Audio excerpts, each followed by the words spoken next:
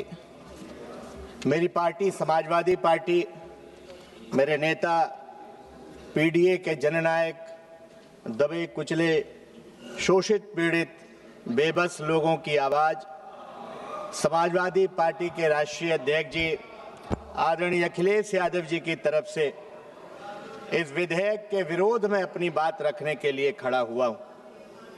सभापति जी, जो पीड़ित हैं, बेबस हैं, हम उनका हक दिलवाएंगे, उनकी आवाज उठाएंगे, हम उनका हक दिलवाएंगे। सभापति जी, हम पीडीए के मानने वाले लोग हैं, जो पीड़ित हैं, दुखी हैं, अपमानित हैं, हम आज उनके साथ खड़े हैं।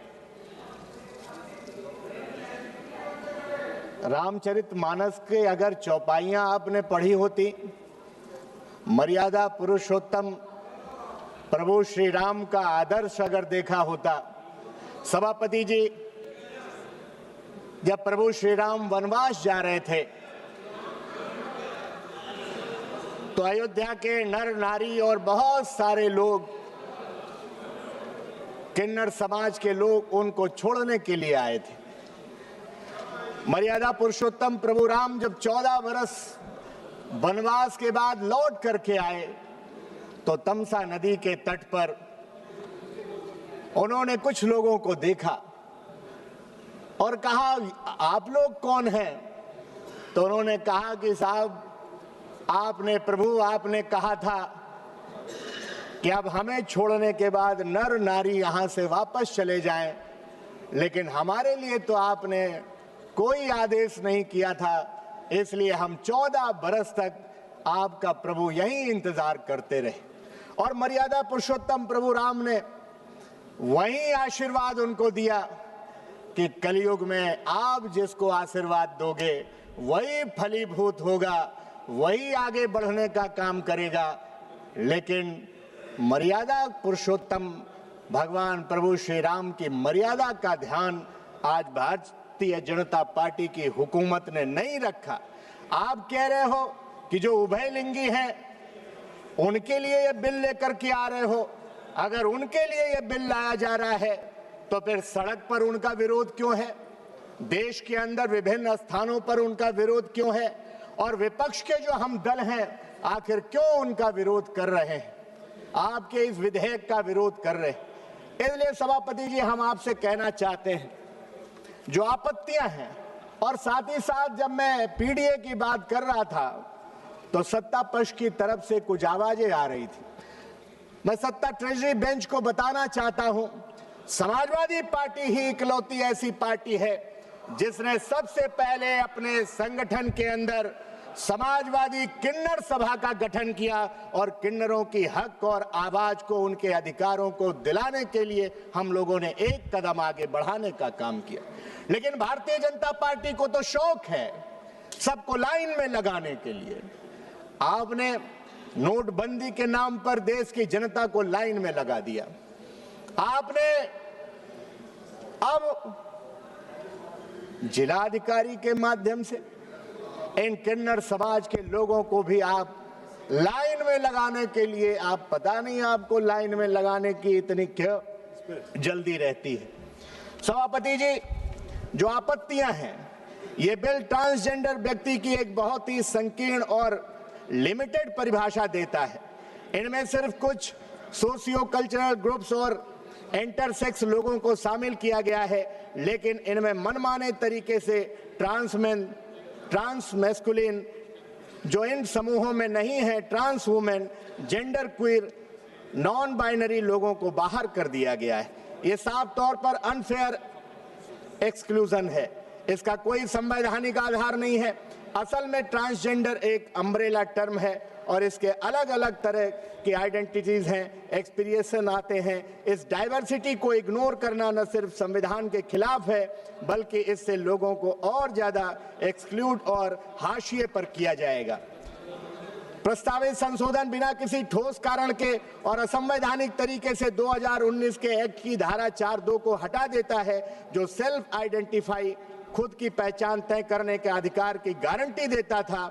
सेल्फ आइडेंटिफिकेशन को हटाना, एक तरह से व्यक्ति की पहचान, उसकी गरिमा और अपने फैसले लेने की आजादी को खत्म करना है। ये ऐसा है जैसे इंसान को अपने ही असली रूप में जीने को गलत या अपराध जैसा बना दिया गया है। इससे संविधान के अनुच्छेद 14, 15, 19 और 21 भी कमजोर होते हैं।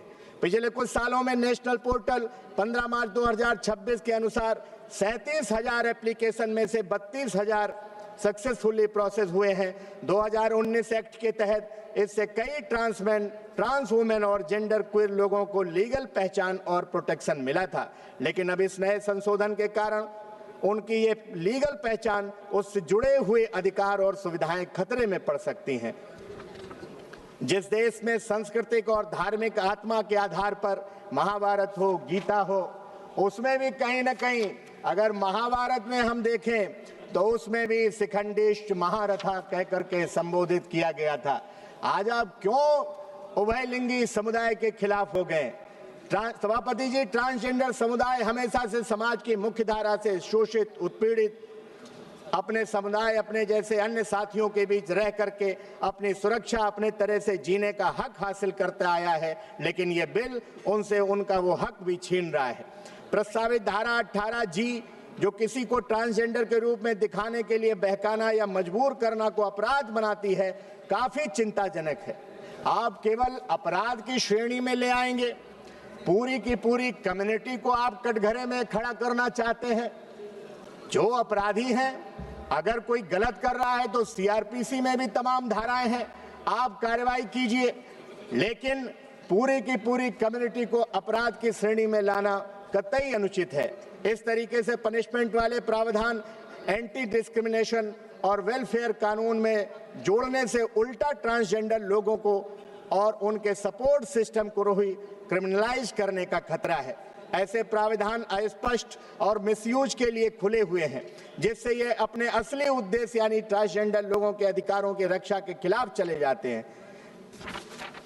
सभापति जी, ये बिल एक मेडिकल बोर्ड बनाने की बात करता है, जो ट्रांसजेंडर लोगों को स्क्रीन करेगा।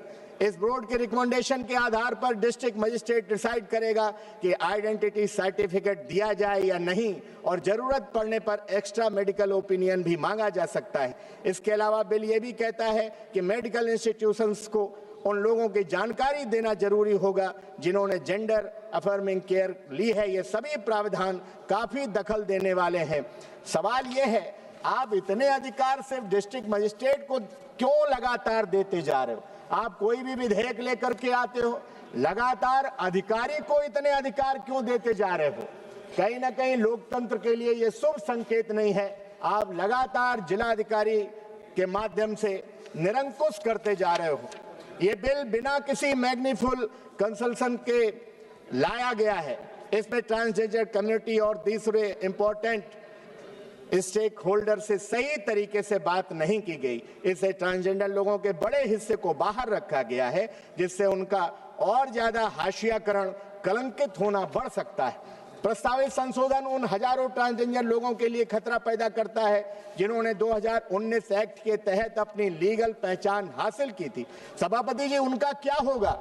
अभी 2019 में ये संशोधन लेकर के आए थे, अब इतनी जल्दी फिर इनको संशोधन लाना पड़ रहा है। जिन्होंने 2019 एक्ट के तहत अपनी लीगल पहचान हासिल की थी, इससे उनकी जिंदगी में गहरी सोशल और लीगल अनिश्चितता आ जाएगी। ये न सिर्फ इम्प्रैक्टिकल है, बल्कि इससे लोगों को फिर से भेदभाव का शिकार होना पड़ेगा। ऐसे में कई लोग अनसेफ और अनरेगुलेटेड मेडिसिन ऑप्शन यानी कि सर्जरीज की तरफ बढ़ जाने को मजबूर हो सकते हैं। 2019 एक्ट के मकसद को और कमजोर करता है। इसके अलावा जिन्होंने अपने ऑफिशियल डॉक्यूमेंट में जेंडर अपग्रेड करवा लिया है और कई मामलों में मेडिकल ट्रांजिशन भी किया है, उन्हें अब वापस जन्म के समय तय जेंडर पर लीगली लौटने का खतरा हो सकता है। इस तरह का रोल बैक लोगों में अपनी लीगल आइडेंटिटी को लेकर के, नौकरी को लेकर के, बेसिक सर्विस को लेकर के गहरी चिंता और असुरक्षा पैदा करता है। जिन्होंने अपनी पूरी जिंदगी 2019 के एक्ट के तहत ढाल ली है, उनका क्या होगा? 2016 का बिल एक वजह से बदला गया था और खुद प्रधानमंत्री जी ने भी G7 में और संसद में 2019 के एक्ट को प्रोग्रेसिव एक्ट बताया था और ये कहा था कि हमने ट्रांसजेंडर लोगों के अधिकारों की सुरक्षा के लिए कानून बनाए हैं। लेकिन अब इन प्रोटेक्शंस को वापस लेना सरकार की अपनी ही सोच और विजन के खिलाफ है। इससे ट्रांसजेंडर जेंडर डाइवर्स लोगों को सालों की सोशल, लीगल, पर्सनल प्रोग्रेस कमजोर हो जाएगी। ऐसा कोई भी संशोधन जो इन अधिकारों को नजरअंदाज करता है वह न सिर्फ इम्प्रैक्टिकल होगा बल्कि हार्मफुल भी होगा और संविधान के हिसाब से भी सही नहीं ठहराया जा सकता है। सेक्शन 18G वाला प्रावधान गलत समझ पर आधारित है और गलत जगह रखा गया है। इससे ट्रांसजेंडर लोगों के साथ साथ उनका सपोर्ट सिस्टम जैसे उनके परिवार, दोस्त, doctors, health care providers, community groups और NGOs सबको हैरेसमेंट, डराने, धमकाने, झूठे केस, यहाँ तक कि जेल के खतरे में भी डाल देता है। प्रोटेक्शन देने के बजाय ये बिल घरों और सपोर्ट सिस्टम के अंदर डर और अनिश्चितता पैदा करता है। ये बिल मेडिकल बोर्ड के जरिए बेवजह नियंत्रण जोड़ता है और जेंडर अफार्मिंग केयर की रिपोर्टिंग को अनिवार्य बनाता है। इस तरह मेडिकल जांच बहुत इनवेसिव और जिससे हेल्थ केयर तक पहुंच भी निगरानी बन जाती है। ये बिल 2019 एक्ट के सिंपल 2 स्टेज प्रोसेस की जगह एक कॉम्प्लिकेटेड 5 स्टेज सिस्टम लेकर के आ रहा है जो हेल्थ, डिग्निटी और डिसीजनल ऑटोनॉमी के अधिकार का उल्लंघन करता है। ध्यान देने वाली बात यह है कि 2019 के ट्रांसजेंडर बिल पर बनी स्टैंडिंग कमेटी ने पहले ही ऐसे सिस्टम के खिलाफ चेतावनी दी थी। उन्होंने कहा था कि स्क्रीनिंग पैनल में मेडिकल प्रोफेशनल्स होने से ये खतरा बढ़ जाता है कि किसी की आइडेंटिटी को मेडिकली, फिजियोलॉजिकल या बायोलॉजिकल एलिजिबिलिटी के आधार पर परखा जाएगा। ऐसी अप्रोच ट्रांस आइडेंटिटीज को एक बीमारी की तरह दिखाता है और सपोर्ट कोर्ट के फैसलों व इंटरनेशनल ह्यूमन राइट्स स्टैंडर्ड्स के खिलाफ है जो ये मानते हैं कि हर व्यक्ति की सेल्फ आइडेंटिटीज जेंडर को मान्यता मिलनी चाहिए। 2019 एक्ट की सेक्शन 7(3) अभी ट्रांसजेंडर लोगों को प्रोटेक्शन देती है, खासकर जब वे जेंडर अफॉर्मिंग प्रोसीजर करा लेते हैं और अपने ऑफिशियल डॉक्यूमेंट्स में जेंडर अपडेट कर लेते हैं। लेकिन प्रपोज्ड अमेंडमेंट इस प्रोटेक्शन को हटा देता है। इसका मतलब है कि जिन लोगों ने ऑलरेडी ट्रांजैक्शन किया है और अपने डॉक्यूमेंट्स अपडेट किए हैं वे 2019 एक्ट के तहत मिलने वाली लीगल सुरक्षा को खो सकते हैं। इससे उनकी जिंदगी में अनिश्चितता पैदा होगी। साथ ही साथ हम आपसे अनुरोध करना चाहते हैं कि transgender personal protection of right संशोधन विधेयक को वापस आपको लेना चाहिए और अगर नहीं वापस ले सकते हैं तो इसको सेलेक्ट कमेटी में भेजा जाना चाहिए। साथ ही साथ अभी माननीय मंत्री जी कह रहे थे कि भिक्षावृत्ति में और जबरदस्ती इससे उभयलिंगी लोगों की संख्या बढ़ाई जा रही। माननीय मंत्री जी, आखिर क्या कारण है जो देश में भिक्षावृत्ति बढ़ रही है? आप भिक्षावृत्ति पर रोक क्यों नहीं लगाते हो? आखिर क्यों देश में ऐसे हालात सरकार ने पैदा कर रखे हैं कि भिक्षावृत्ति उन्मूलन नहीं हो रहा है, लोगों को भीख मांगने के लिए आज मजबूर होना पड़ रहा है? आप भीख मांगने पर रोक लगाइए, लोगों का जीवन यापन स्तर ऊपर उठाइए जिससे लोग भीख मांगने को मजबूर न हो। मैंने भीख मांगते तमाम लोगों को देखा है, लेकिन किसी किन्नर समाज के लोगों को, उभयलिंगी समाज के लोगों को भीख मांगते सड़क पर, चौराहों पर नहीं देखा है। वो तो नेक मांगते हैं और आशीर्वाद देने का काम करते हैं। इसलिए हम जरूर, आज पूरा किन्नर समाज बड़ी आशा भरी निगाहों से देख रहा है। हम विपक्ष के लोग उनकी आवाज को उठाने का काम कर रहे हैं, उनकी आवाज को स्वर देने का काम कर रहे हैं, लेकिन सरकार हठधर्मिता के कारण आज उनको कहीं ना कहीं चौराहे पर ला करके खड़ा कर दिया है, जिनके सामने आज पहचान का संकट पैदा हो रहा है। आप तो मर्यादा पुरुषोत्तम प्रभु राम को मानने वाले लोग हैं, लेकिन मुझे लगता है कि प्रभु श्री राम के नाम पर वोट की राजनीति करने वाले लोग हैं। हम समाजवादी लोग हैं। हमारे नेता माननीय अखिलेश यादव जी ने अयोध्या में किन्नर समाज के व्यक्ति को वहां महापौर का चुनाव लड़ाने का काम किया था। अगर आप भी आगे बढ़िए तो कहीं ना कहीं राजनीति में भी सदन में भी लाइए किन्नर समाज को, उनको भी आरक्षण देने का काम करिए। उनके हक की लड़ाई हम समाजवादी लड़ते रहेंगे, उन्हें आगे बढ़ाने का काम करते रहेंगे। और ये जो विधेयक आपने उनके अधिकारों पर हमला करने के लिए आप लाए हैं, उसको सेलेक्ट कमेटी में ले जाइए। सभापति जी, आपने समय दिया, आपका बहुत बहुत धन्यवाद।